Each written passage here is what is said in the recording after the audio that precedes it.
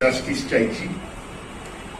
সাথে সাথে এই যে ডুরান্ড কাপটা বন্ধ হয়ে গেছিল, খেলা কলকাতা থেকে বন্ধ হয়ে যেতে পারে না। সেটাই আমরা প্রশাসনের কাছে অনুরোধ করেছি যে ডুরান্ড কাপের সেমিফাইনাল এবং ফাইনাল করার এখানে ব্যবস্থা করা হোক।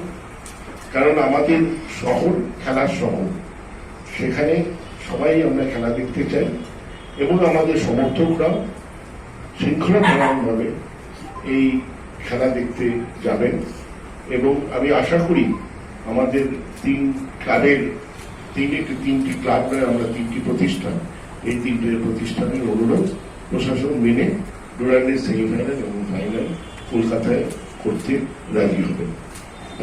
খেলাটা যেটা আছে খেলাটাকে এইভাবে আবার এখানে যেন ফিরিয়ে নিয়ে আসা এবং আমাদের যে খেলা প্রেমী যারা দর্শক তাদের একটু মুখে হাসি ফোটানো, এই আমাদের লক্ষ্য, মেন উদ্দেশ্যটা আজকে এখানে বসা। আপনাদের কি দায়িত্ব ছিল না? ডার্বির যে ঘটনাটা হয়েছে তারপর থেকে ওরা সে কোনো কিছু জানায়নি। আমাদের আপনাদের প্রশ্নটা হচ্ছে যে আর্যিকর কাণ্ড নিয়ে, ওটা ক্লাব হিসেবে ওটা ব্যক্তিগতভাবে এরপরে যে উত্তর দিতেই পারে। আমরা ক্লাব হিসেবে আমরা যেটা জানাতে এসেছি যে কলকাতা ময়দানে যে ডুরান্ডটা বন্ধ হয়ে গেছিল, সেই আপনারা বলেন চুপ করে বসেছিলেন। গত 4 দিন ধরে আমরা এটা নিয়ে চেষ্টা করেছি, তারপরে আজকে আপনাদের সামনে এসেছি। আমরা কিন্তু হট করে আজকে চলে আসিনি, চেষ্টা করেছি যে কিভাবে এই মধ্যে সবকিছু সামলে আবার ডুরান্ডটা কলকাতায় চালু করা যায়। কারণ ডুরান্ডটা আপনারা সবাই জানেন যারা ক্রীড়া জগতের সঙ্গে জড়িত, যে ডুরান্ডটা জামশেদপুর এবং শিলংয়ে চলে গেছিল ওই দিন ঘটনার পর থেকে। তো সেই ডুরান্ডটা যাতে আবার এখানে ফিরে আসে, তার জন্য আমরা আপ্রাণ চেষ্টা করেছি অ্যাজ এ ক্রীড়া সংগঠক হিসেবে, ক্লাব হিসেবে আমাদের কাছে খেলাটা ফিরিয়ে আনাটাই জরুরি ছিল।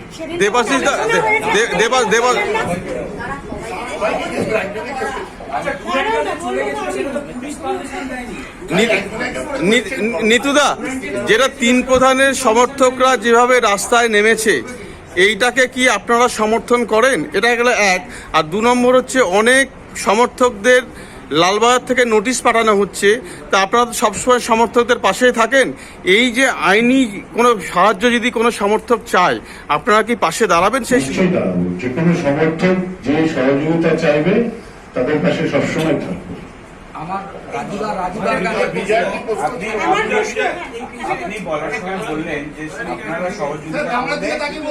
আপনারা সহযোগিতা করলে যেখানকার খেলা সেখানে ফিরে আসবে। কার সহযোগিতা চাইছে? রাজ্য সরকারের সমর্থকের, কার সহযোগিতা? সব স্তরের মানুষ। আপনারা কি অফিসিয়ালি সেটা জানিয়েছেন রাজ্য প্রশাসন? আমরা প্রশাসনকে জানিয়েছি, ডুরান্ড কমিটিকে জানিয়েছি, সবাইকে জানিয়েছি এবং আমরা আশাবাদী যে খেলা ফিরে আসবে। আমার প্রশ্নটা তিন প্রধানের কর্তাদের কাছেই আমার প্রশ্ন এখন হচ্ছে, আপনারা এই আন্দোলনকে সমর্থন করছেন, কিন্তু আন্দোলনকে সমর্থন করছে, এখানে তো আজকে সুপ্রিম কোর্ট সরকারের ভূমিকা নিয়ে এই প্রশ্নটা তুলেছে, তাহলে কি আপনারা সরকারের বিরুদ্ধে আন্দোলন করছেন? দ্বিতীয় প্রশ্ন, এই যে সরকার যে ক্লাবগুলোকে যে অনুদান দেন, প্রতিবাদে কি সেগুলো আপনারা প্রত্যাখ্যান করবেন?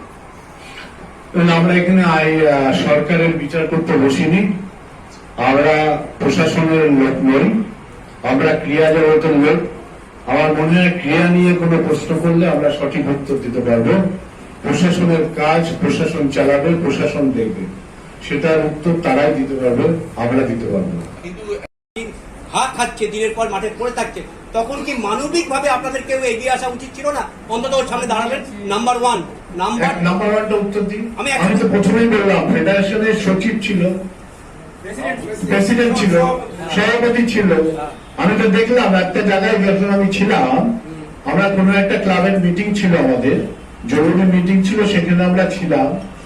তো সেখানে আমরা দেখলাম ফেডারেশনের সভাপতি ওখানে রয়েছে, সবার উপরে, যে তার উপর আস্থা রেখেছি, সে তো করেছে।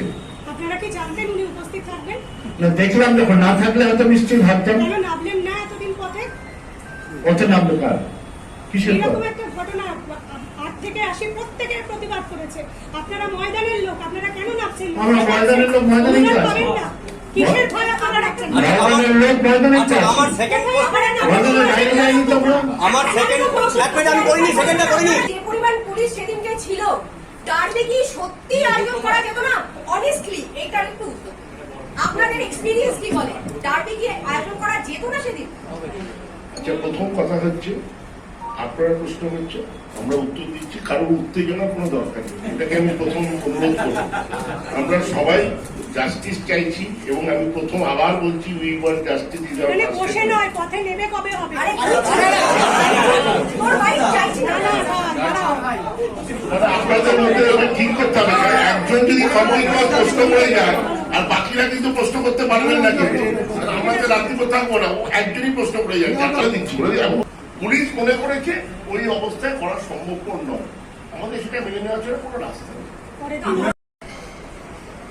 এখানে সব সাংবাদিক বন্ধুরা স্পোর্টস করে, এমন প্রশ্ন করার প্রয়োজন আছে বলে মনে হয় না। আমাদের সব সাংবাদিক বন্ধুদের সাথে সেই সম্পর্ক আছে। আমরা একটা ভালো উদ্যোগ নিয়ে এসেছিলাম। যদি আপনারা এটা চান যে কলকাতায় ফুটবল ফিরে আসুন, আমরা এই বিতর্ক চাই না। আমরা সবাই আবার বুদ্ধ বনিতা, ভারতবর্ষের সব মানুষ এই জাস্টিস চাইছে। আমরা এর থেকে বাইরে কিছু নই, কিন্তু তথাপি খেলাটার হোক, সেটাই আমাদের বক্তব্য নিয়ে। আমরা ডুরান্ড কমিটির সাথে মিটিং করেছি, স্পোর্টস মিনিস্টারকে ব্যক্তিগতভাবে উদ্যোগ নিতে বলেছি, সেটাই আপনাদের কাছে পরিবেশন করতে এসেছিলাম। এসে অপরাধ করেছি বলে আমার মনে হয় না।